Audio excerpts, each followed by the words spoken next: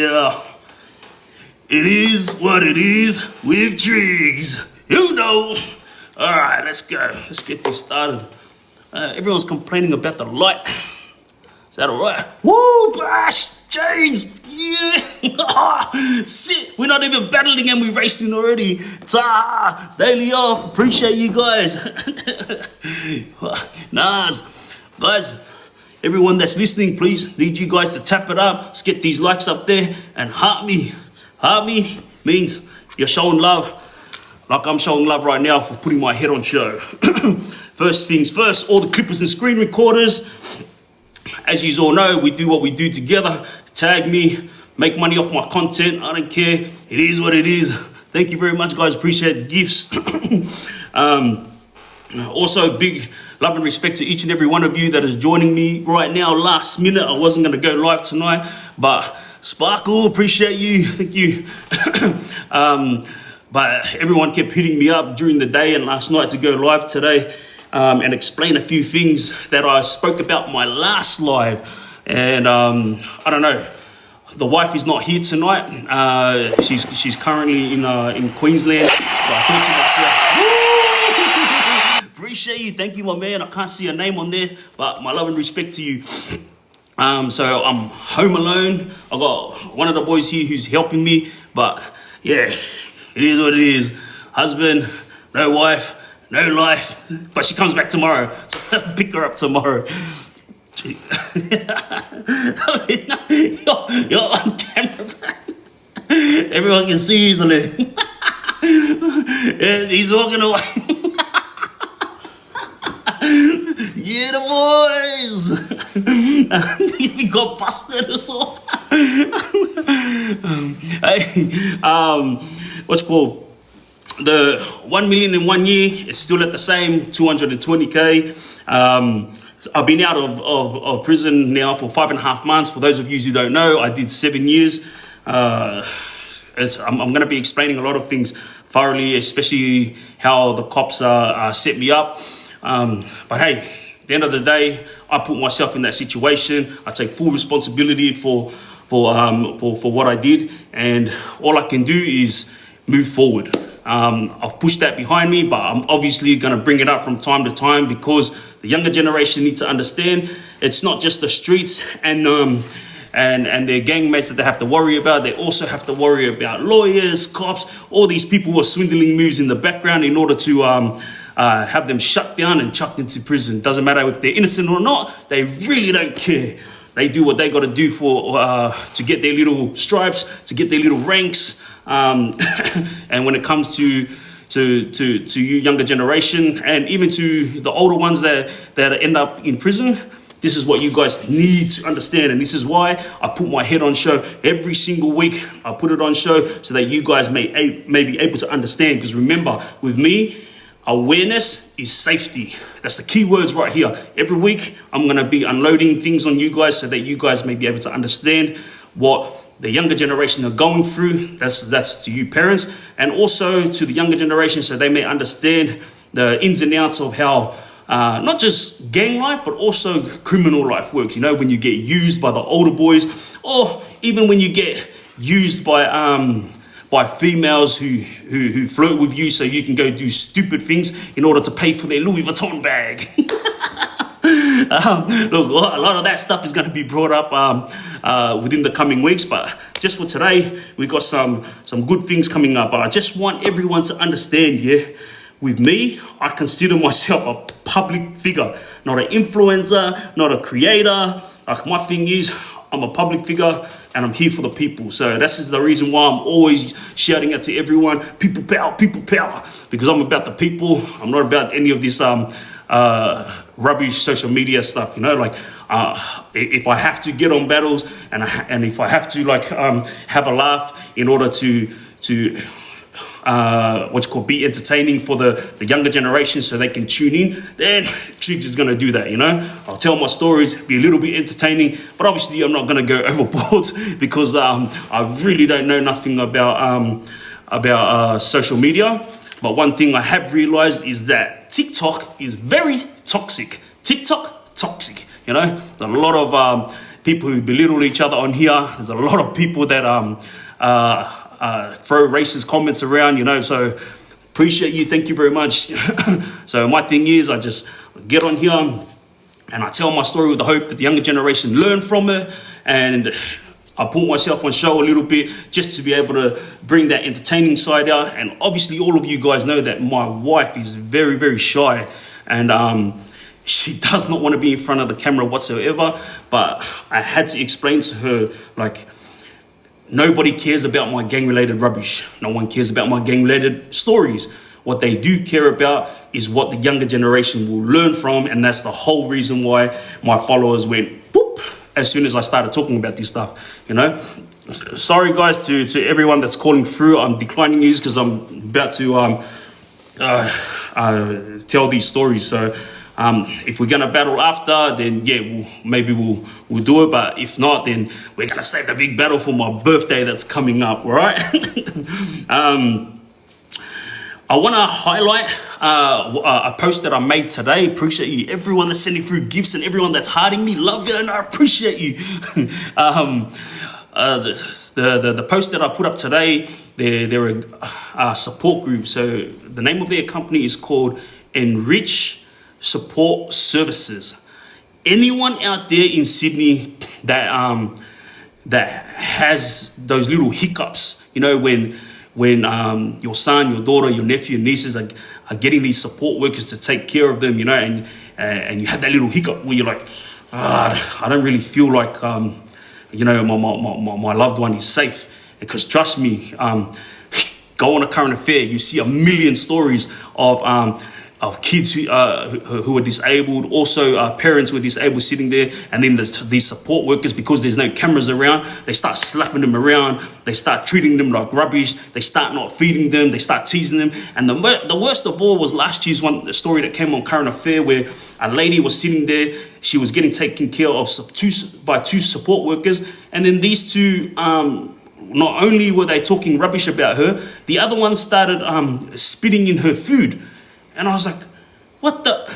Like, this is a disabled person. I didn't understand where all this came from. Yeah, this animosity came from. But this is why I'm highlighting this company, Enrich Support Services. You know, if you have someone that's in distress, or have someone that has a NDIS grant, then go and see these guys, because I'm telling you, I've seen it with my own eyes. They actually go above and beyond for their clients, and they actually use their money to take care of their clients. Like when I was with them, we ate lunch, and obviously I paid for everything because I wanted them to know that I care. That's the reason why I turned up that day, yeah. But I was shocked at how much the support workers took care of these kids, not only kids, but also adults that were ex-criminals, yeah? Everyone was treated the same. No one was given any, favors. No one was a favorite either. But there was this young kid, I apologize for forgetting your name, little brother, but he was a very, very loud kid when we were there. But when the support workers explained his story, explaining to me that he never used to talk. He never wanted to go out of the house. He never wanted to go to the movies. He never wanted to have fun. This kid was so scared of the world that he would just stay at home with his family, yeah? But after Enrich Support Services walked into his house, slowly they started encouraging him, man, to take it one step at a time. Slowly they started being able to talk to the young kid, you know. And now listen to him like he's the loudest kid ever, you know. When I was on that table, I was full spinning out. He was talking over everyone, and he was having a laugh. But obviously he's got a bit of mental health issues. But God loved this support service, Enrich, because they actually go above and beyond for their clients. So this is where the whole reason why I'm giving this 1 minute shout out to this company. I'm getting no money from it. I'm not getting paid. Sorry, young lady, for declining you. I'm not getting paid for promoting them. I wanted nothing from them. They did ask how much it would be to promote their company, and as soon as I heard it was disability kids and adults with with a past, that's when I said to them, all good. Give me a time and place, and I'll rock up and let's have some lunch and enjoy the day. And I am so heavenly blessed to be able to meet all these people, you know. And I'm so sorry to all these people that's calling through. I'm sorry. I'm in the middle of chatting to all my followers, so I'll talk to you guys later. So yeah, before we get going with the stories, as I say every single week, please guys, I need you to tap it up. Wait, is that 100,000 likes already? What the bro? I've only been on for, oh man, I love this. I was thinking, what the hell is that? 100,000 likes already? Well, I appreciate you guys. Thank you very much. I swear, I got the loyalists, followers, and supporters, and this is the reason why I always give you my love and respect. 100% Team Triggz, Team Triggz, Team Triggz. You know. All right. Everyone that was killing my life to get on and explain the stories that I spoke about in my last live. Obviously, there's a lot of things that I can't say because I'm not here to tell stories that will incriminate other people. You know, I only tell stories that that educate our younger generation, and also stories that educate our adults, because I was only targeting the younger generation, but the amount of messages I get from the parents now is a shock. But so I was confused at why they were asking me these questions, because I'm not a parent, and to me, when I was reading these questions and I was replying, I felt like, wow, this is how my parents felt, because they never understood what me and my brothers were going through when we were living the gang life, you know. And if there was someone like myself way back then that spoke up like I am now, if there was someone back then that was willing to put his head on show and explain thoroughly what gang life is, or what the criminal life is, or why the kids go through what they go through, you know, like bullying and things like hating life because of poverty. You know, like these are the things that I'm highlighting when I'm telling my stories, you know, and the reason why a lot of parents are reaching out and saying thank you is because I have now made them understand this. You know, to them, they just thought their kids were taking drugs, or they were alcoholics, and that's the reason why they were running amok. They didn't realize there was something called mental health, you know, and this is where that word comes in. Empathy, because if you put yourself in your kids' shoes, then you will be able to talk to them and you will be able to understand them. Same as you younger generation, put yourself in your parents' shoes, or put yourself in your older siblings' shoes, and you will understand why they go off at you all the time. You understand why they get frustrated all the time with your little antics. You know, when they ask you to do the most simplest things, to follow the most simplest instructions, yet you choose to go with your friends, you choose to go and do crime, and then when you get locked up, who do you call? Not Ghostbusters. You call your parents. You know, that's why I said to you, all of you younger generation out there, put yourself in your parents' shoes, or put yourself in the shoes of whoever is taking care of you right now. Then you will be able to understand what they're going through. Trust me, my mom said this a long time ago, son, once you're an adult and you are married, then you will understand why I am so harsh, you know? So let's get to these stories. Come on, guys, tap it up. Let's get those likes pump up. And everyone who hasn't heart me, love yous, and I appreciate yous. All right.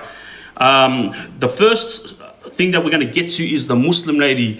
There was a bit of a situation, and I explained a little bit of it, but I didn't get into too much detail. Yeah, there was a video that I released last week where there was like 50 of us walking through a street, and what I explained last week was the reason why we were walking towards there was because there was a man who had stood over this Muslim lady for $500,000, and she paid this money to him, and then he asked her for another $1 million.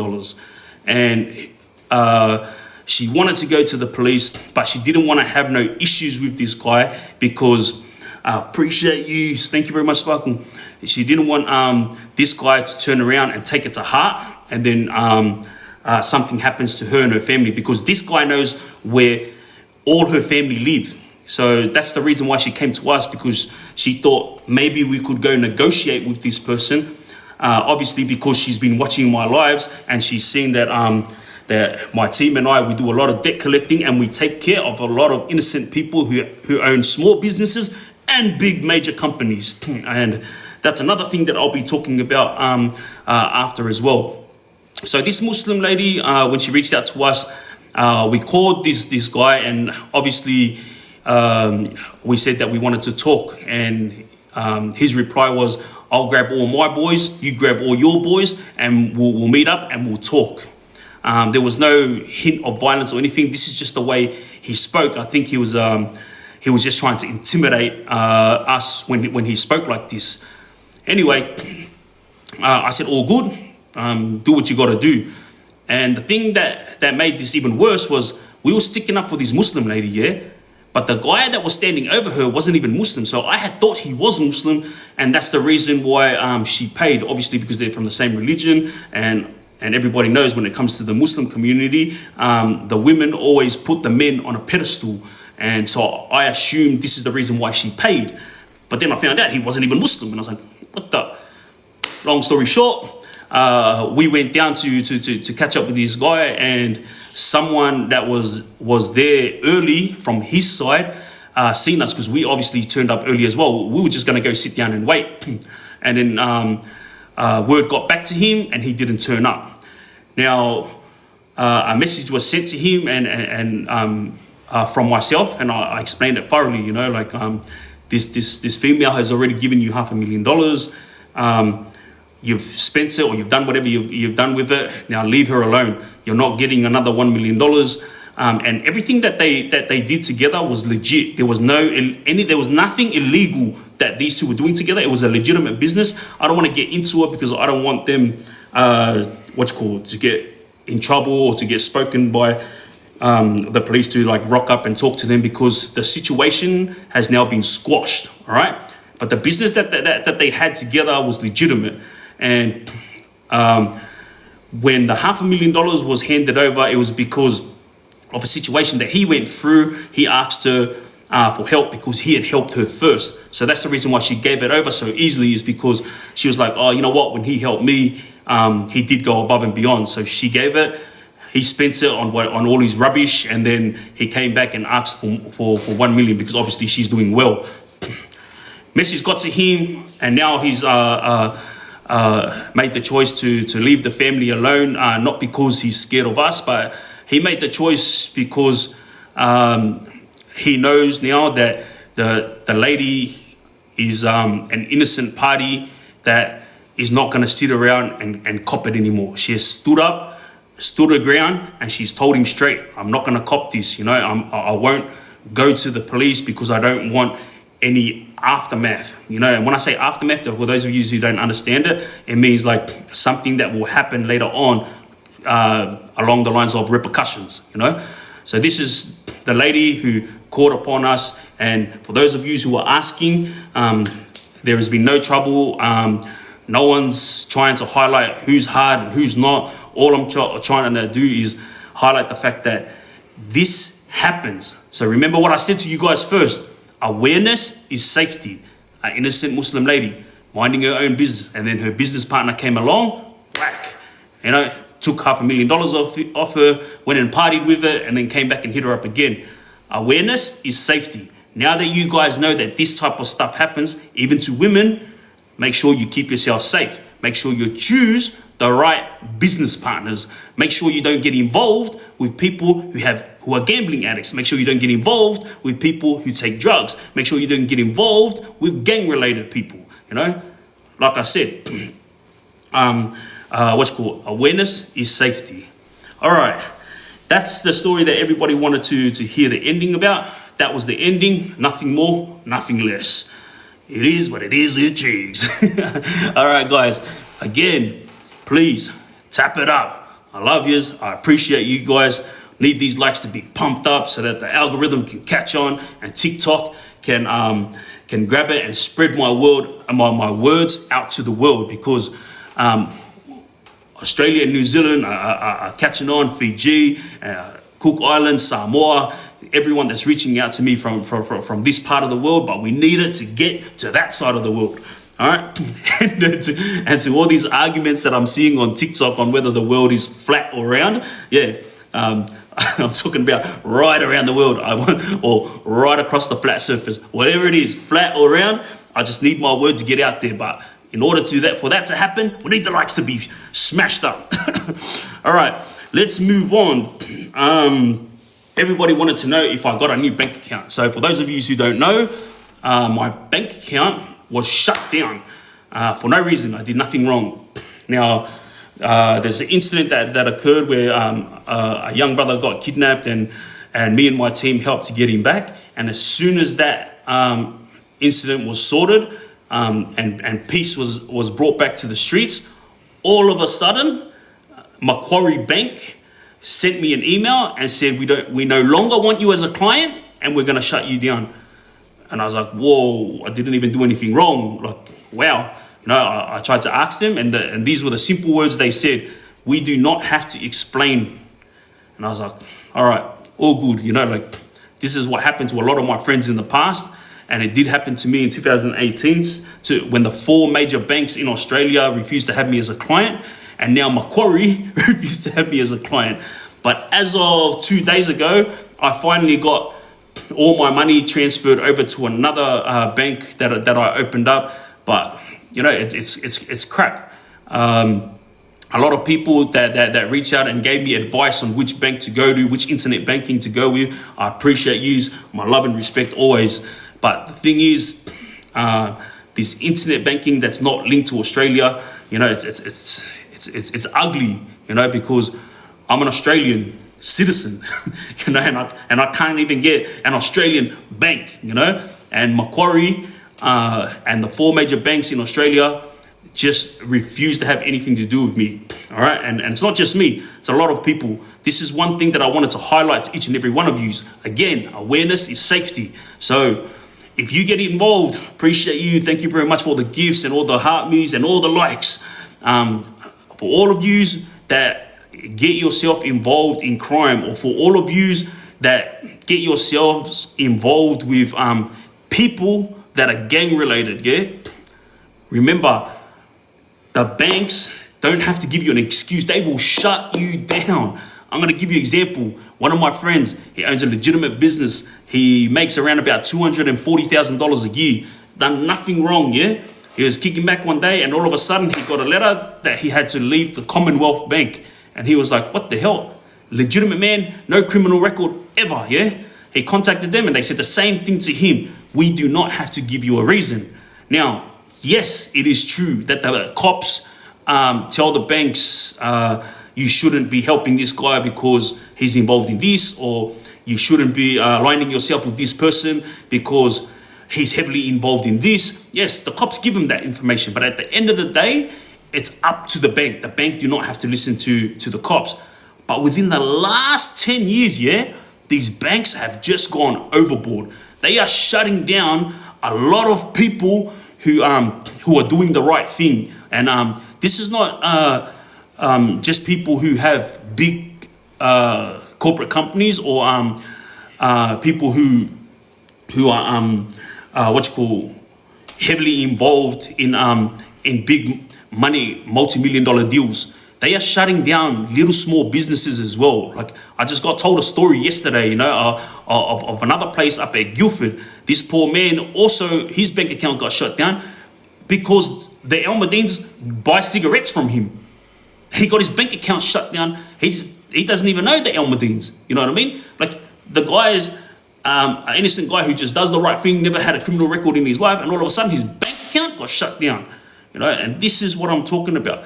Awareness is safety. You all need to know that this type of stuff happens. But if you're doing the right thing, you have nothing to worry about. It's like me. When I travel the streets or when I travel the road and I see cop cars surveillancing me, I see it every single day when the cops are surveillancing me. They think I don't see them, but I see them. All right? But I don't care because I know that I'm doing the right thing. For the first time in my life, I'm actually doing the right thing. So I have no care in the world. You know, it's when they're following me or even when they pull me over and they get in my face, I don't care because I'm happy to get searched. At the end of the day, when I'm not doing the wrong thing, I'm happy to do what needs to be done. You know what I mean? There's a lot of people that talk a lot of rubbish when I'm going live, and a lot of people that send me messages via inbox. And when I say a lot, I'm talking about 3 or 4, yeah? And one message that got through to me, I think it was this morning. Yeah, it was this morning. The message said, keep my effing name out your effing mouth. So I video called him. 3 times. He didn't answer, and then he hung up on me, yeah? And then I messaged him and I said, look, if I've done anything wrong, then answer your video call and let's chat man to man. Let's speak. Like, what's your issue? Because I know for a fact that when I tell everyone out there stories, it's all to make sure that the younger generation learn from it. There is no one who is getting in trouble for the stories that I tell. All my stories are from the past. All this rubbish has happened already, yeah? And these people who want to go and highlight on my comments, snitch, or inbox me, threats and whatnot. Trust me, there's only about 4 or 5. Like, everyone else is very, very supportive, yeah. And I know that it's just like 3 or 4 people that's doing these things. And I said to you guys before, my birthday is coming up. So on Monday from 5 p.m. to 5 a.m. you have your opportunity to talk to me. I will be going live, yeah. And if you want me to invite you, all you gotta say is invite me. I will press on it, and then you guys can tell me all the rubbish that you can. Call me a snitch on camera. Do what you gotta do. Like, but I just want to understand what I have done wrong to you, because I know for a fact, no matter what I've done in life, yeah, I've always been in the right. This is why I don't care. Even when I was living the gangbanging life, I was always willing to go hard. My brothers and I, we always went hard. Why? Because everything that we confronted, we did it because we were in the right. Yeah, we didn't care who we were going to war with. We didn't care what kind of big name was coming towards us. If we were in the right, we were going hard. We did not care. You know, whether we got locked up for 20, 30 years, my brothers and I and all the boys that support us, we always went hard. Why? Because we were always in the right. So to all you guys who talk rubbish on my comments and who send me messages via my inbox, on Monday from 5 p.m. to 5 a.m. you have an opportunity to speak straight to my face. I will invite you, I will accept you, and then you can tell me. You have 5 minutes on the floor, yeah? The battle will be going, and it's on you. Whatever you want to say, let it out. You know, you're a real man, let it out. Don't hide behind your little fake page. Get on here. That's Jules. Appreciate you. Thank you, everyone that's sending through gifts, and thank you, everyone that's hitting them likes and sending me those heart me's. I appreciate you. All right, from the bank accounts, there's one big thing that I wanted to highlight. Yeah, there's a lot of people that's got my back who are helping me trying to move forward. All right, and everyone's like, oh, you know, I'm seeing the Triggz highlight this big amount of money. Love you, appreciate you. And I told you so already. On YouTube, I'm going to be laying out all the money that has come into my account since I've gotten out 5 months ago. And then every transaction I'm gonna highlight where it came from and why it came from that person, whether it was a gift, whether it was money to help me get off my feet. Doesn't matter what it is. I'm in the process of right now of trying to secure my first property, and I'm also going to be filming that so I can teach everyone out there that it's not hard. But guess what? See, we got another idiot over here. His name's Joshua. He just wrote flop. But this is the thing. Come in on Monday and say it to my face. Talk to me. Tell me what's your issue, and we'll have a laugh about it. You know, you can say it straight to my face. All the rubbish that you got to say it all to my face on Monday. I'm gonna be going live for 12 hours. You wanna call me a flop? Say it to me. Say it to my face on Monday. This is the first time ever I'm gonna go live for this long. I really don't want to do it, but I'm celebrating my birthday with my wife, and I thought, you know what, 5 p.m, once it hits 12 o'clock, it'll be the 25th of November, 2025, boom, I'm going to celebrate with my wife and my followers, because at the end of the day, if it wasn't for all my followers and all my supporters, I wouldn't be here right now. But also, if it wasn't for all these haters, I also wouldn't be here, because you guys are the ones that are pumping up my comments. You guys are the ones that are talking all the rubbish, and you all know, when it comes to Spaniard, a lot of his popularity comes from all the hate. You know what I mean? So you're the one that's putting me up there. So on Monday, I'm gonna give you the mic, and then you're gonna have your opportunity to say what you want to say straight to Triggz' face. All good in the hood. All right, let's move on from there. Before I tell this story again, guys. Boom! 259,000 likes. Yeah, the boys. I love yous. I appreciate yous. Everyone that's sending through gifts and everyone that's pressing those likes. Double tap. I love yous. All right. This story is pretty effed up. I had to highlight this story because there's a lot of innocent people that's at jeopardy right now. Yeah. So the reason why I'm telling this story is so my message can get out to the gangs that's harassing these innocent families, and God willing, these gangs will be able to understand the point of view from the family when I am explaining it. All right. Everybody remembers the young Koori kids that got arrested at Revesby, I think it was. They went and parked up kill cars, yeah? For those of you around the world that's watching, if you don't understand what kill cars is, here in Australia, what the criminals have been doing is they'll be parking cars up, and then they will use this car to go do Erdeme. And then when they run, they'll grab this car and take off, and then they'll swap cars, and then they'll make their getaway from there. So this is what they call it in Australia. They call it kill cars, yeah? So apparently these young guys, they parked these cars up, and something was going on, but unlucky for them, that God blessed the man that they were after. All right.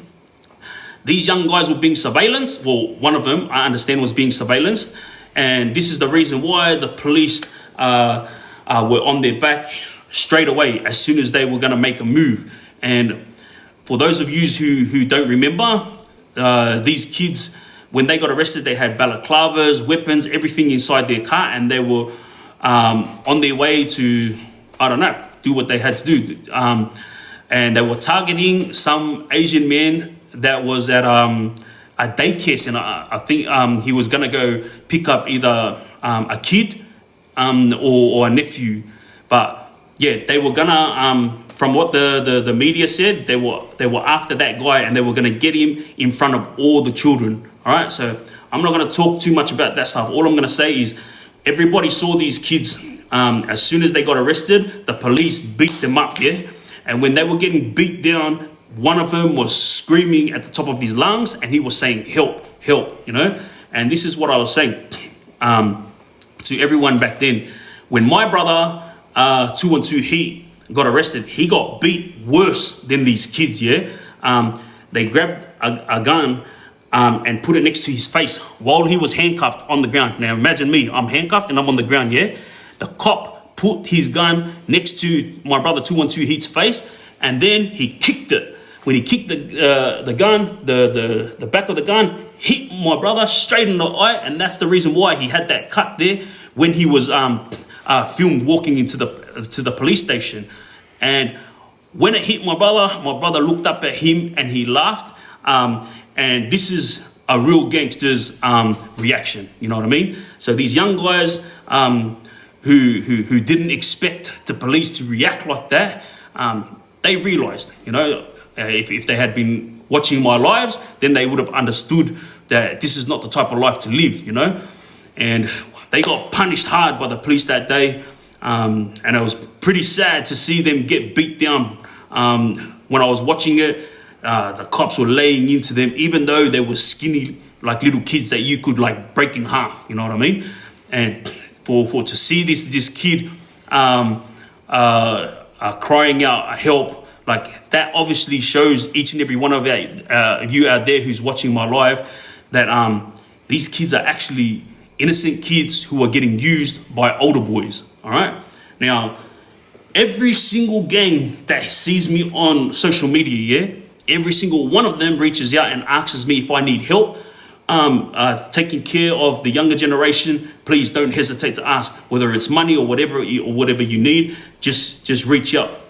And the older guys are now in gangs are now understanding the reason why I go hard when it comes to TikTok and explaining thoroughly what the younger generation need to learn. The older boys that have reached out to me, they already know full well that what they were doing was using the younger generation. But their excuse to me is they came to us. We didn't go to them. They're the ones who came and asked us for work. They're the ones that came and asked us for help. They're the ones that came and asked us to join a gang. And this is why I had to explain to these gang leaders and to these older boys, these kids' brains not fully developed. Your brain is not fully developed until you're 25 years old, yeah? And when they're coming to you with these rash decisions that they have made, like, it's on you to like tell them, listen, go home. You know what I mean? These guys, obviously, they want to make money. They want to do what needs to be done in order to live well, have an AMG car just like you. But you're not helping them be that better person. You know, you're dragging them into your world, and then you're making them do these things. And when they end up in prison, they're getting chopped. And some of them have also been ill-caed. And I'm talking about these young guys. And this is the reason why I'm telling this story tonight for all of you who want to hear it. The kids who got arrested over there, the family has reached out to me. One of the kids that got arrested, the family has reached out to me because they don't know who to talk to. The uncle has explained to me thoroughly that once upon a time, he was a ruthless armed robber. So for all of you who know Reynold Glover, he's all over the Telegraph newspaper as one of the most ruthless gangsters in Australia, yeah? But now he's known as one of the biggest snitches. And hey, there's nothing to prove it yet because nothing is 100% until it comes out. But at the end of the day, like I explained to everyone, inside prison, when you look your name up on a system, yeah, it will come your full name and your MIN number. But if you're trying to find a name and it keeps coming up as a number, then that means, appreciate you, Natsia. Then that means that person is now in not even strict protection. Now that person is in supergrass.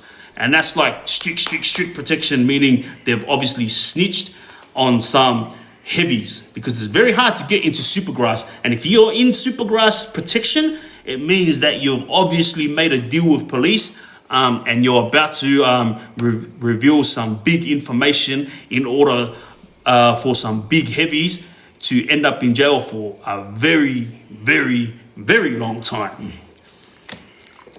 Now, the family who has reached out to me, they are very, very upset. Apparently, they have seen gang-related members surveillancing their house. They have seen people that they have never seen in their area keeping an eye on not only them, but also their neighbors. All right. Now, this family have asked me to please reach out to these gangs that they assume are gonna do something because of what their nephew did.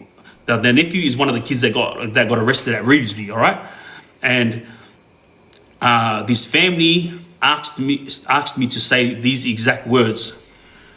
From the bottom of our hearts, we are sorry for what our nephew did. We had no idea he was doing this. He has bad mental health and he was dragged under the bus from the older guys that took him. He was actually an Aboriginal Muslim and he was doing the right thing, but because of his mental health, he went missing one day, and then the next thing, the family saw him on the news. And what was he on the news for? Apparently he was gonna go and ill-case someone at a daycare center. All right, so this family has apologized from the bottom of their hearts to the gang that's upset, and they're asking this gang, please, like, it's got nothing to do with us, and we don't want any repercussions coming towards us. We have a lot of kids inside our house, and even if you decide to do a little drive-by, like, trust me, it's gonna hit one of our family members, because we got a lot of family members living in this one house. So to the gangs out there who are upset about this this setup that happened at Panania, where the young kids got arrested in Reevesby, all of you guys know my reputation, and I'm not trying to get involved whatsoever. I'm just passing on a message to you guys from this family. They apologize from the bottom of their heart for what their nephew did, but their nephew has bad mental health issues, and they wanted you guys to understand that he's been dragged away from these older guys, but he was actually going to the mosque, and he was actually being religious. You know what I mean? Now, one of the saddest things is the fact that the guy, when he was explaining this situation to me, he said that when he saw him on the news the other day, he knew straight away that someone's going to be targeting his family, but he didn't realize how early it was going to be, you know. And the kids that were on their way to do this, for those of you who don't understand, the reason why this gang is upset is because these kids took the contract. They accepted a contract, meaning I don't know what these kids were going to do. I don't know if they were the ones that were going to go do this, or if they were the ones that were just parking up the queue cars. I don't know. I'm not trying to talk about that rubbish. All I'm trying to say is a contract was handed out for this bloke to be taken out at the daycare center, yeah? And these kids are now have been chucked in the mix. They are heavily involved, and they have been arrested, you know? And to all you younger generation out there, understand this. What happened to those kids is going to happen to you guys, you know? If you accept contracts from older boys, if you accept jobs like this to go and park up UK cars, or if you accept jobs to go and take out family members, you know, you're going to end up just like those guys, beaten down by the police and ending up inside prison for half your life. Let me tell you something. It may sound easy, you know, doing time, yeah? But let me see you after 10 years, what you look like. Trust me, it's not about how hard you are when you're inside prison. It's about knowing how to survive. It's about knowing how to swindle moves. You know, keeping your nose clean. You know, because if you make the smallest mistake, you're gonna get whacked straight off the bat from a guy that's upset that day. You know what I mean? You think that you're an innocent guy and you can go to jail and do your time peacefully? Good luck to you. You know, when I was doing my time in prison, the amount of innocent guys that I knocked out when I was gangbanging, it was always because I was sus that they were quiet and they would come and read their book next to me. And I thought, hey, hang on a sec, is this guy a cop? He's listening into my conversation. Back. This is the type of person I was. And this is the type of person that you're going to bump into when you go into prison. Please, guys, don't call in. I'm telling these stories, and I'm going to tell it thoroughly so everybody understands. So to all you younger generation out there, and to all you parents out there, understand that your kids need to have something in their life that will keep them busy. I know that you're saying right now to me on the screen, they don't listen, they don't this, they don't that. I'm not going to tell you what to do with your kids. All I'm going to say is this is the era of technology. Very, very easy to make money. But you have to dig deep when it comes to your kids, or when it comes to your nephews. Everyone has to get involved and try to help them. There was a guy, I don't remember his name. He took a video of police playing touch footy with all these young kids out near the beach area, yeah? And he explained it thoroughly. He was like, wow, I hate police with a passion. But seeing them play footy with these young kids in order for these young kids to stay out of trouble, mate, I'll give them props, good on them for doing this for the kids. This is what I was saying from the beginning. All we wanted from the cops was to be like they used to be back in the 90s, where their goal wasn't to go and harass kids and put it on them because they got a freaking stripe, or put it on them because they're police. What I've been saying from the get-go when I first started lives is we wanted the police from back in the 90s to live today and explain to these coppers that are walking the streets, mate, walk over and talk to them, don't walk over and intimidate them and flex your muscles, because that's when the kids don't take too kindly to it and they start hating authority, you know what I mean? Like these freaking cops who were playing footy with the kids, obviously it was something that was set up, and good on them. This is what we need. We need more of this. PCYC games, competitions, help the kids to be better people. Now, this family that reached out, I've now explained thoroughly what happened, and I'm hoping that the gang that's upset listens to what I have just explained. Like I said, I'm not trying to get involved. I'm not trying to tell any of you guys what to do. All I'm explaining is that the family apologized from their heart, that they got nothing to do with it, and they don't want to be hurt because of what their nephew did. Let me tell you something. Gangs back in my time, they had morals, yeah? No women or children will ever be touched. I've been charged for robberies where I've walked over to people and I've taken their wallet, or I've taken the money and mobile phone that they've had. Yeah, this is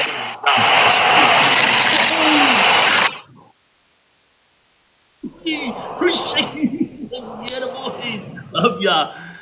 Now, when I was charged for this when I was young, I have to explain this because this is what I mean about morals.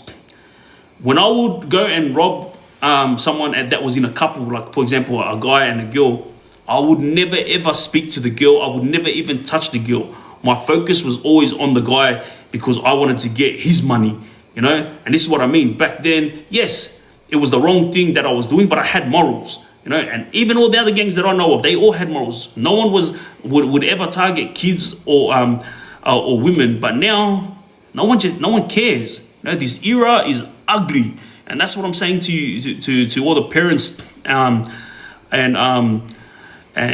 all those who take care of kids that are running amok right now. You have to embed it in their brain when they're young. Yeah, these morals: no women to be touched, no children to be touched. Have respect. Be sincere. Be reliable to those that you deem that you deem special to you, those that you consider family. Those are the ones that you have to be reliable to, not your gang-related mates. You know what I mean? This is why you get used. And hey, I'm only telling this from experience. I was getting used when I was young by the Asian gangs, but at the end of the day, I didn't hang around too long for them to be able to use me too much. And when I say use me, there was an incident that happened. I'm going to be telling this story in full on YouTube, yeah? It's a pretty cracker story. But long story short, this guy told me to come with him to the Philippines. And he said to me, we're going to go over there, we're going to grab some stuff, and we're going to come back to Australia. I need you to go tell your parents to get your passport. I was I think 16 years old. And I said, oh, what do you want me to tell my mom? He goes, just tell her you need your passport and you need you need her to know that you're going to be gone for a couple of weeks for work. And I said, oh, all right then, sweet. So I went home all happy, thinking, oh yeah, I got a job. I'm going to go to the Philippines, and then I'm going to come back. So I went home and told my mum, oh, I got this job, and I got to fly to the Philippines, and I'll come back, and I'm getting paid for it. You know, that have you ever heard that saying, a mother's intuition? Like, something popped into her head. Like, she didn't even hesitate. She goes to me, son, you're not going. I'm like, what? I didn't even get to finish my sentence. And straight away, she was like, you're not going. I said, what do you mean I'm not going? You told me to get a job. I got a job. And now you're saying to me I'm not going. You know, guess what? My mom stopped me from going, yeah? And it was the biggest blessing. This guy, he was trying to get me to go to the Philippines with him to grab drugs and bring it back to Australia. I didn't know this at the time. Today, this drug is called ice. But back then, when this guy tried to take me with him to smuggle these drugs back into Australia, this drug was called shabu. All right? And I had no idea. I thought I was actually going for a job because he would give me random jobs to do, you know. And when I met up with him, I was supposed to explain to him my mum wouldn't let me go and she won't give me hand over my passport. Straight away, he got into details without me even asking. And he said to me, bro, we just got to go grab these packages of shabu. We're going to bring it back here and you're going to get paid like that. And I was like, yeah, bro, I didn't know what shabu was. I was so clueless, you know, because I didn't take drugs when I was young. And so when he said it, I go, look, bro, I would love to go, but my mum won't let me go. He goes, what do you mean your mum won't let you go? I go, no, she won't let me go. She won't give me my passport, nothing, you know. And there you go. The biggest gist to this story is the fact that I didn't go. And then about a year later, these other guys went and they got arrested over there for trying to import drugs. And I found out it was that guy that sent these young guys to go get the drugs. But these guys weren't 16. They were over 20 years old. They got arrested over there for trying to smuggle drugs out. So they got caught before they even left the Philippines. You know, so God love my mom, you know, for that motherly intuition. Like she knew something was wrong and she stopped me from going. And yeah, I'm lucky. And so that's the reason why I explained this story thoroughly to you guys, so the younger generation can understand that these are the types of things that happens. Awareness is safety. Now, let's go with the next story. But again, before I get onto it, I need everyone to tap it up. I appreciate you. My love and respects. We've almost hit 400,000 likes and 110% the algorithm has grabbed onto that. And for those of you who haven't heart me yet, hit me with a heart me. Oh yeah, Amanda, I love you. I appreciate you. This next story that I'm gonna be talking about is a phone call. Hey, I love ya. I don't even know how I'm gonna explain this, but I got a phone call from the police the other day. I'm not gonna explain too much about the phone call here, and they wanted me to help them secure the arrest of the guys that kidnapped George. That's 67. Appreciate you guys. Now, the cop was a gentleman. When he reached out to me, he spoke like every other cop that I've come across. You know, they make you feel comfortable, they make you feel at ease, and then, you know, they tell you they got your back. They tell you that you've done a great job and they've got nothing against you. This is what he was telling me. Like, I've been through this since I was a kid, yeah? And one of my close brothers that's locked up in prison right now, he just pleaded guilty to an assault that didn't happen. And the reason he pleaded guilty to that assault was because the prison officers told him that they will release him from Segro back into the main where his friends are, but he's got to plead guilty to that charge first. And I went off at him this morning. I go, bro, what's wrong with you? Why'd you plead guilty? I told you never to plead guilty to any frigging prison charges. And he goes, no, also because he said he was going to let me go with the boys. I said, I don't care. And I said, bro, do what you got to do inside Segro, but never plead guilty to anything, because this is what happens. You plead guilty to a charge inside prison, and then you get let out where you want to go into the main, and then they will use that charge against you when you go out for parole. And this is what I told him. I go, bro, when you go out for parole, a charge is going to be on your file that says assault in 2025 at Junee prison. You know what I mean? And this is what you can turn off co-host invitations for this live. You won't receive any invitations until you go live. Turn off? I don't even know what I'm doing. Please, guys, stop calling in. But see, this is what I'm saying. Like, the appeals when it comes to prison charges, it never goes through, because once you've pleaded guilty, that's it. You can appeal it all you want, and they'll just say, yeah, all good, yeah. Have an extra dinner, and then you let it go, you know. But those charges are gonna stay on your file. As soon as you sign off guilty, that's it. Done and dusted. You're getting your parole knocked back. And this is the same as this police officer that I spoke to today, you know.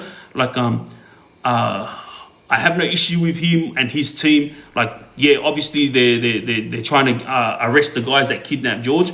And I explained to him everything that we did in order to try to secure George's freedom.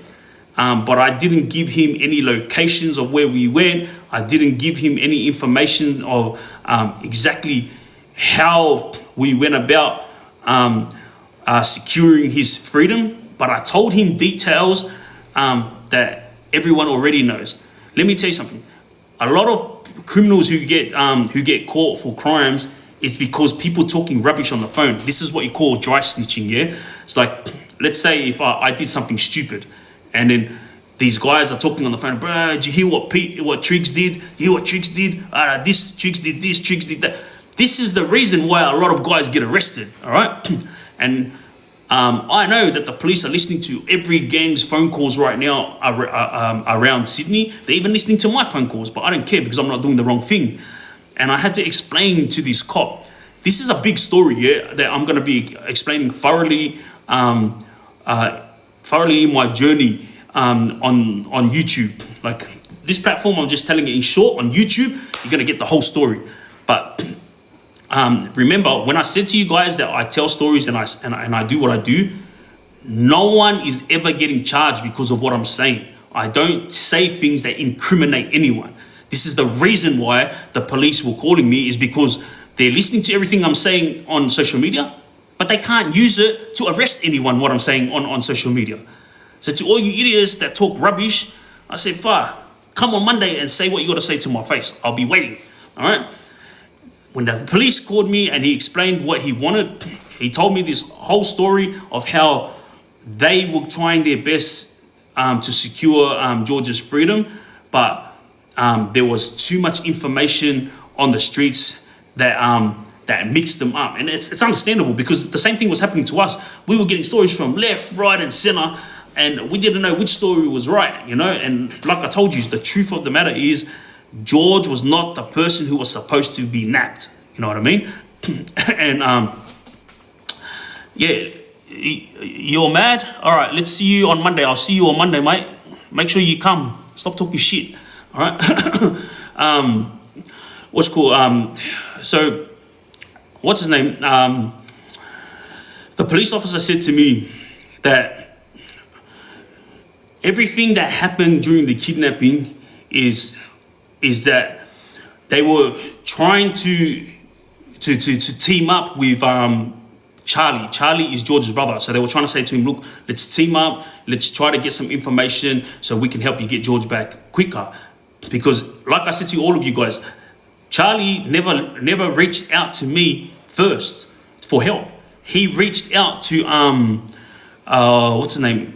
To the police first. Like not Charlie, like his parents. The family reached out to the police, and then Charlie was notified. And then after a couple of hours, when Charlie got frustrated that his brother hadn't been found, that's when he reached out to me. And then that's when I got on social media, you know. So when this police officer was saying to me, look, Triggz, I'm going to tell you straight. No one will ever know that you gave us any information that helped us secure the arrest of these kidnappers. We can keep it in-house, yeah? And I said, all right. And he goes to me, yeah, like, all I need to know is locations. You know, if there was money dropped off, where was it dropped off? If there, we heard on social media that you went and picked up what's called encrypted phone, where did it get picked up? You know, we want to know those locations. And the reason why they want to know these locations is because they can go back to all the surveillance cameras that are around there, and then they'll try to figure out which way the kidnappers drove when they picked up this stuff, and they'll be able to narrow it down so they could find out who these kidnappers are. And I explained to this police officer, I go, you just finished praising me for a great job that I did in getting George back here, and now you're asking me for information that will lead to the arrest of these kidnappers. And he goes, yeah, but no one will know that you gave it to us. And I said, it's not about that. And I said, you do know the reputation that my brothers and I have, yeah? And he goes, yeah. And I said, so you don't know us directly, but you know our reputation. So why would you ask me that question? You know, and he was like, look, I know, you know, it's a long shot, but I just thought to myself, you know, I'm doing my job, you know, I'm just doing it to the best of my ability, and that's the reason why I'm reaching out, because you're saying to me that you're on the path of change, you know, but you're not willing to give us the information so we can get an arrest. And I said to him, I go, look, at the end of the day, my brothers and I lived the gang life, yeah? And just because I left the gang life doesn't mean I'm going to start snitching, even if you're saying that no one will ever find out. It's as simple as that. And I told him, I trusted police back in 2018 when I had $4 million given to me by Mick Howie to secure the freedom of four of my guys, my brother and three boys, yeah? They all got arrested. And then I got $4 million, and I wanted to hand over the $4 million to get all four of them out, yeah? And when I tried to go to my lawyer, I thought I was doing the right thing. You know, I've approached the lawyer to go and do the deal for me, and God willing, I'll be able to get my boys out. The cops sent a message back and said, look, that's bribery, can't do that in Australia, but if you can get guns and drugs to go with that money, then 110% that'll be a deal that we'll be willing to look at. Long story short, dumb me goes and buys guns and drugs with the $4 million that I had. I took photos of everything. So everything that you saw that came on the news is everything that I took photos of. And I sent it to my lawyer for my lawyer to hand it over to the police. And police got all 9 photos, yeah? And then they swindled this move. I'm not going to get too much into this because this is going to be told on YouTube in full. And they swindled a move, and I ended up getting arrested. They reneged on the deal that they wanted to make with me. They saw all the photos and they said, yes, we want to do a deal. You hand in the guns, drugs, and money, and we will give you a certificate that will help your brother and the other boys get a lesser sentence. At the stay application, they lied and they said, nah, we never made any deals with Vaiusu. We were talking directly to his lawyer, and we never gave a controlled order. We never signed off on anything. And I was like, fuck, bro. And my lawyer, yeah, get this. My lawyer got on stand, and the judge asked him, when Peter first came to you and he said he wanted to do a deal to get his mates out, what did he come with? Guns, drugs, and money? And my lawyer said, no, Your Honor. He came to me with $4 million only. So this is what I'm saying. This police officer that called me about 2 days ago, I explained to him, well, I don't trust police. You're telling me all this information. You're telling me I did a good job. You're patting me on the back. You know, you're giving me this little pep talk like I'm a kindergarten kid, you know, that will be hugging himself because he's so proud of himself, yeah? Okay, but I've been through it, so I'm not stupid, yeah? And I told this police officer, I go, look, What happened back then when the police reneged on a deal and then I got set up and I ended up in prison for 10, I got 10 years and I ended up doing 7 years of it. And I said, this is the reason why I don't trust police. And I said to him, if you cared about me and my family the way you're acting like you are, then you wouldn't be asking me these questions. And he was like, what do you mean? And I said, mate, if I go and tell you information about these kidnappers and they get arrested, then me and all my family members are going to be at risk. You know, everybody knows what church my family goes to. Everybody knows what places I hang out, what gym I go to. It's not a secret. And I said to this police officer, mate, the kidnappers are not stupid. You know what I mean? If they get arrested now, it's because of something stupid that they did in the process, but it wouldn't be because of anything that I've said. This is the reason why the cops came and reached out to me, because everything that I've said on social media, they can't use that information to secure an arrest. So they called me 2 days ago to try to get information out of me. And I explained it to them, you know, and I told them, I go, look, you can't keep my family safe. You know, you're acting like you care, but you just want this information. And then if someone comes and shoots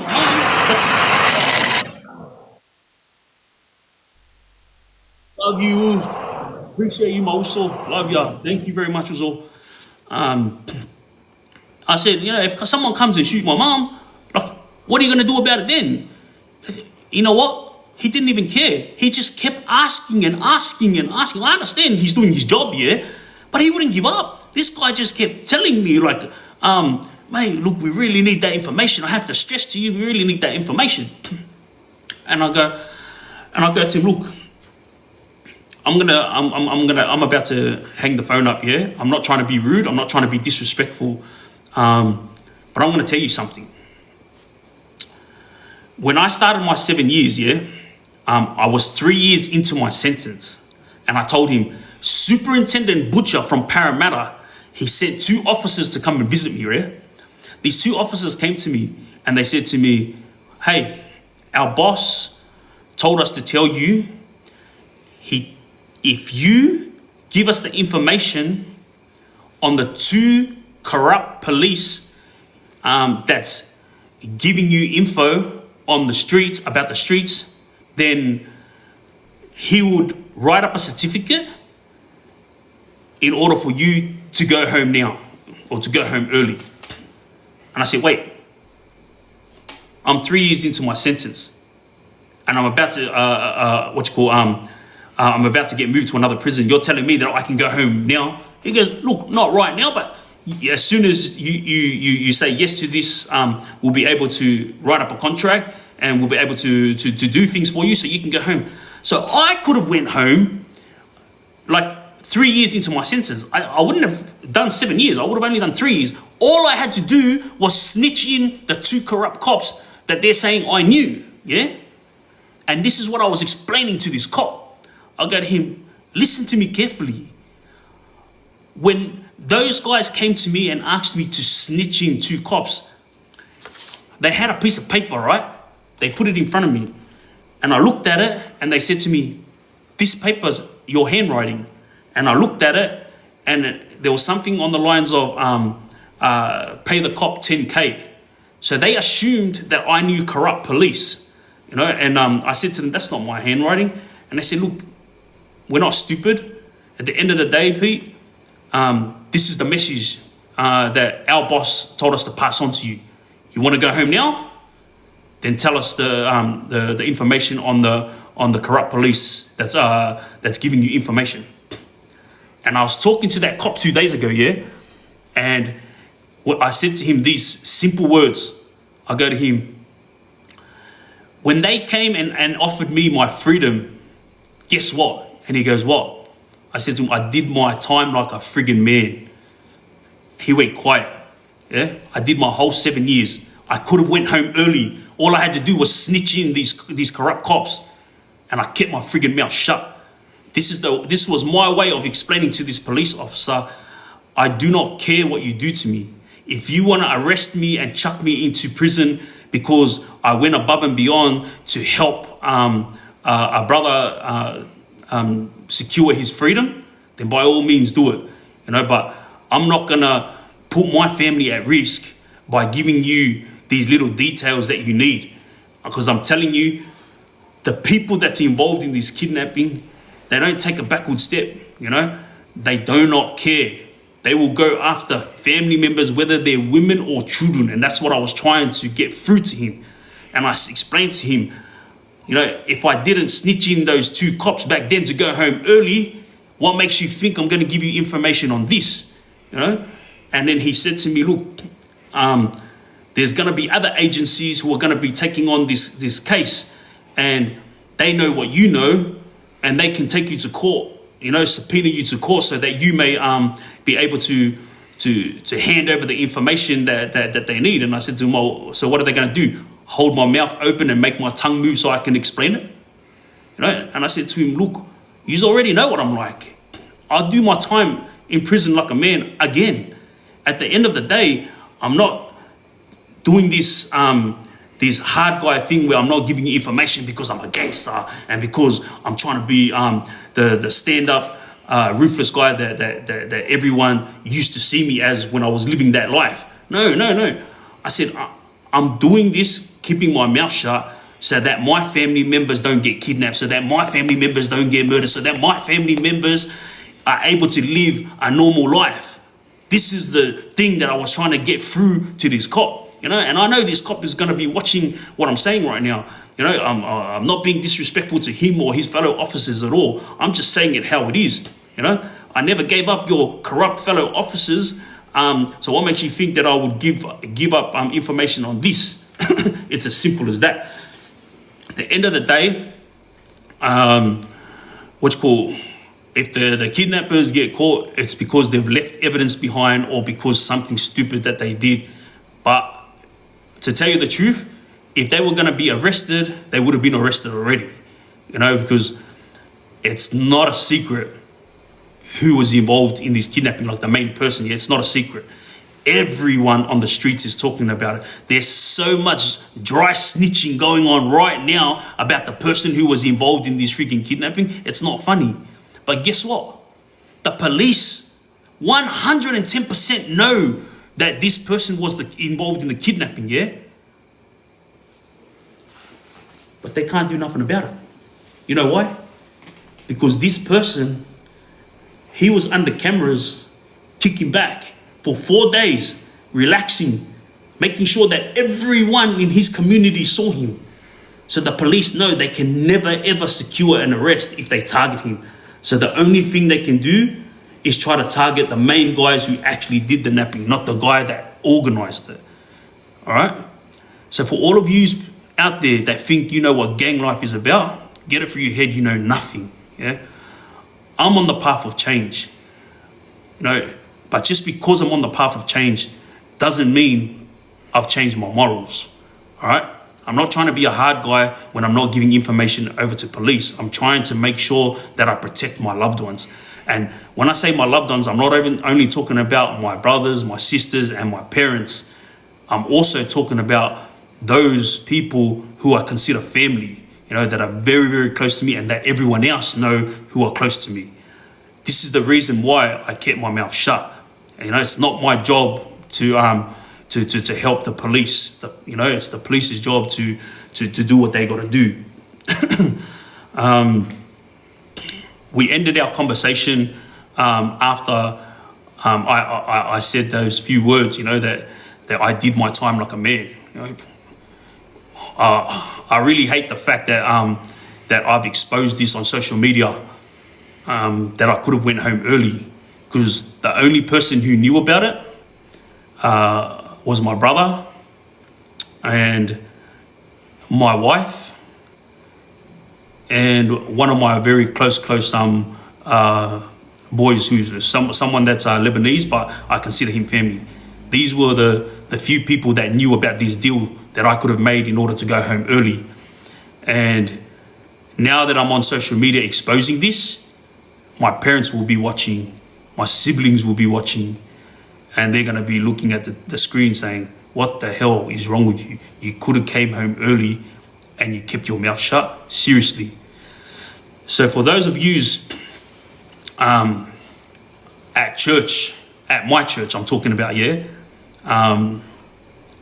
that talk rubbish about my parents because they've got kids who have been in prison, I want each and every one of you who is at the Church of Jesus Christ of Latter-day Saints, all of you who talk rubbish about my parents while I was locked up, I want all of you to understand that just because my brothers and I chose that path doesn't mean my parents are bad people, or my parents did their job to the best of their ability, and I am trying to teach the younger generation right now not to walk the path that I walked.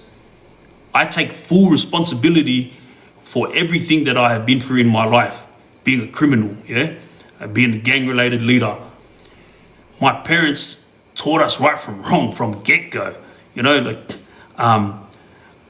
Sunday was a day that we always looked forward to, going to church. Everybody that knows me from a kid knows how many hidings I used to cop off my mum when I was at church, Everyone that's watching right now would be laughing. Oh yeah, I remember before he called himself Triggz, he was copping hidings at church, Everyone would be laughing about it right now.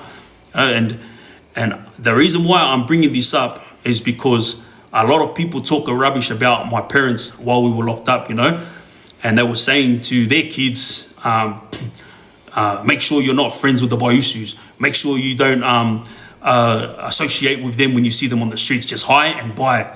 But the funny thing is, their kids were the ones that were drinking alcohol, smoking cigarettes, and touching drugs. Their kids were the ones that were at King's Cross dancing on top of a table like they were strippers. But I never said nothing.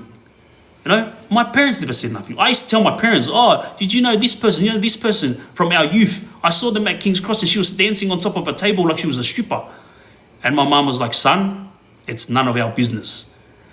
Our job is to focus on you kids, and your job is to focus on school.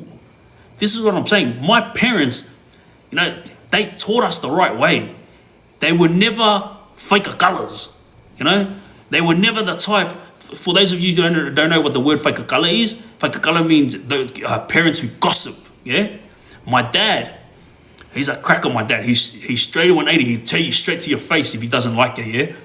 My dad went up and he did a testimony when I got out of prison. This was a long time ago. And my dad goes to everyone in our church. Look at your own kids before you judge my kids. That's all I have to say. In the name of Jesus Christ, amen. This is what my dad said. He was so angry that everyone used to look down on me and my brothers that he had to get up during the testimony day at church, because at our church, everyone is able to speak once a month. So once a month, everyone has an opportunity to go up and thank their parents, thank God, and say what they want to say. But my dad went up there and he didn't thank no one but God. All he did was thank God, And then he said that simply to everyone in the church. Look at your kids before you judge my kids. And then he walked down. And look, everyone in my church knows what my dad's like, and they know that's the reason why my brother 212 is the way he is. He's a very angry man, but only if you piss him off. If you're on his right side, mate, he's a normal guy. My brother 212 if you get on his wrong side, you step on his toes, mate, he's gonna let you know, just like my dad let it be known. Oh man. Anyway, so this story is going to be told in full. Part 2 of the kidnapping is coming up. And just so everybody knows, I explained to the police officer that called me everything that was going to be in part 2. Because I said to him, look, you know what I'm going to do? I'll give you an exclusive of part 2. You're the only one that's going to know what is going to happen. And I'm telling you this because it's going to come out anyway. You're going to see it. But like I said to you guys, everything that I say on social media, everything that I do on social media, no one can get arrested for it. Hence, the police reaching out to me, wanting to have a sit down with me. And I wouldn't catch up with them, but I was happy to give them a call afterwards to see what they wanted, because the end of the day, I have parole, and I'm abiding by the law. And if they told parole that I wasn't giving them a call back, then my parole officer would have rang me up and told me to call the police, or they could breach me, and I'll end up back in prison.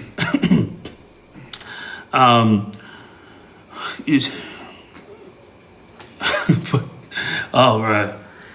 I swear, every time I see people who just talk rubbish on this platform, it just makes me want to turn back into the old me. But I'm here and I'm maintaining composure. And to each and every one of you out there who's watching, or the younger generation, that's all I got to say to you guys.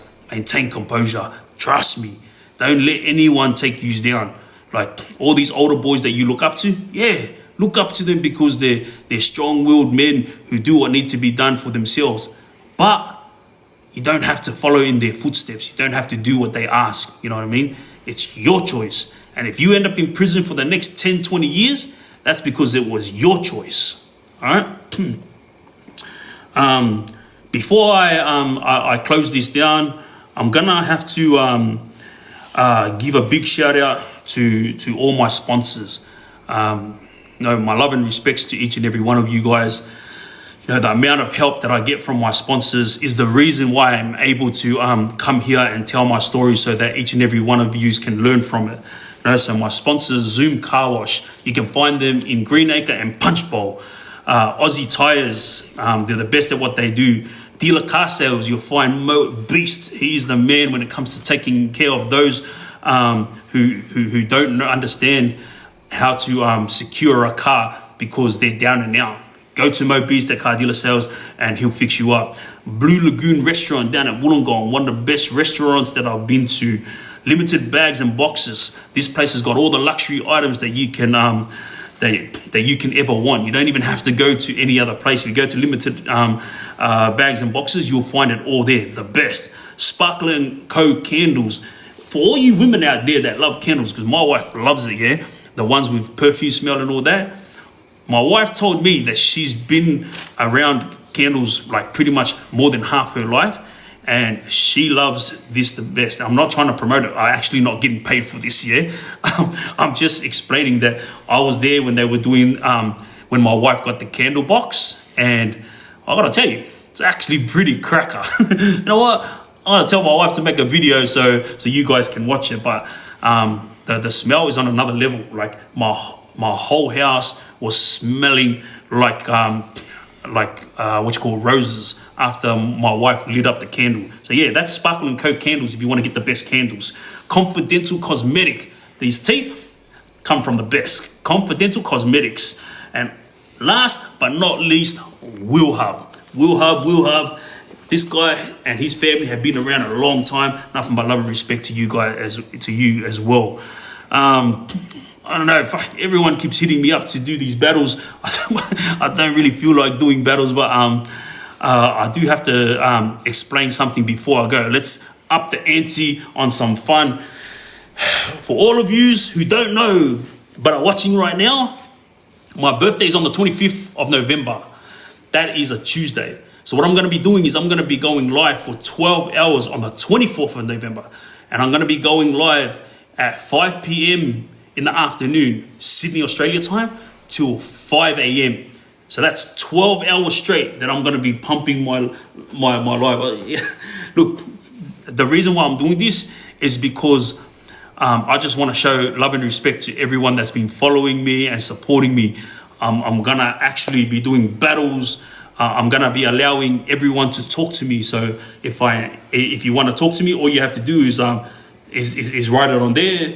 I'll invite you, and then you'll have 5 minutes to tell me what you want. Ask me a question, whatever it is. If we finish talking within the 2 minutes, then I'll just hang it up, But it's all about fun, games. I'll put on a few competitions where you guys can win some money. I'll put on a few things where I've got sponsorships from luxury car companies. So maybe I can pay for your kids, luxury cars to go to their formals.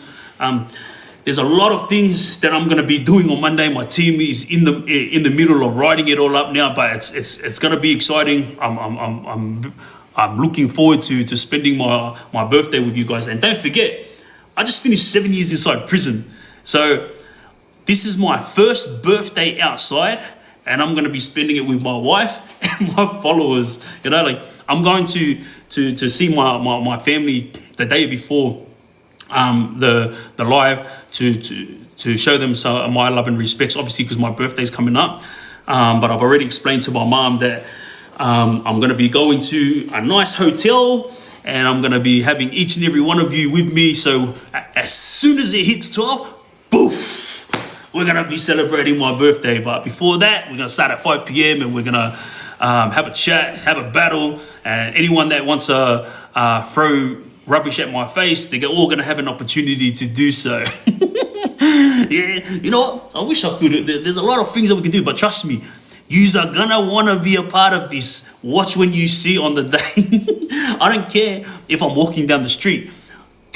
My phone is not gonna turn off for 12 hours, and I'm gonna do my best not to sleep. So yeah, get ready for Monday, guys. 5 p.m. I'll be going live for 12 hours. Underworld, my man. All right, what do you reckon, guys? Should we do 1 or 2 battles? I want everyone to give me a thumbs up if you want me to do 1 or 2 battles. Nicola, my love and respects to each and every one of you that's been sending through gifts. Also, my love and respects to everyone that's been tapping it up.